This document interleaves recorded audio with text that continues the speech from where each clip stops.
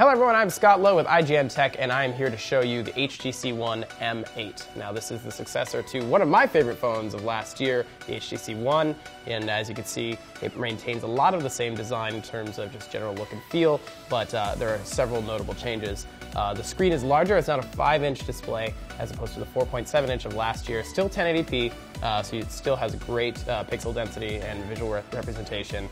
So you've got stereo speakers, so you have kind of bigger, fuller sound. In fact, they've increased it I think it's something like 20 or 30% in terms of overall loudness, which is pretty impressive considering how loud and full the sound was last year.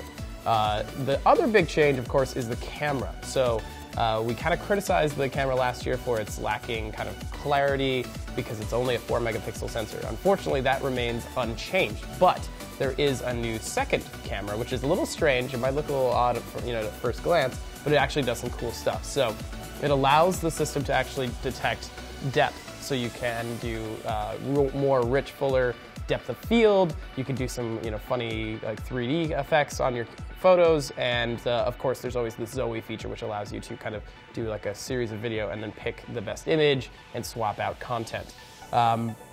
Performance-wise, it now has a quad-core processor, which of course the last year's did as well, but it's faster. You've got 2 gigs of RAM as well, and for people who are very, very heavy on the data, there's actually a micro SD port, so you can expand it, with up to 64 gigs of expandable storage, which is pretty awesome. Now they're also promising better battery life as a result of the larger size, which I'm very, very psyched about. Phone battery life is very, very tough to come by, so we'll be diving into that and all the other features of the phone coming up soon.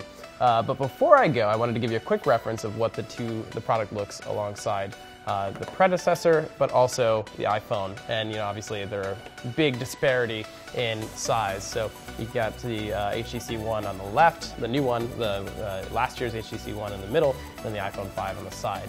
So as you can see, this is the visual difference. So again, we'll be digging much deeper into this for our full review and hands-on coverage, so stay tuned to IGN.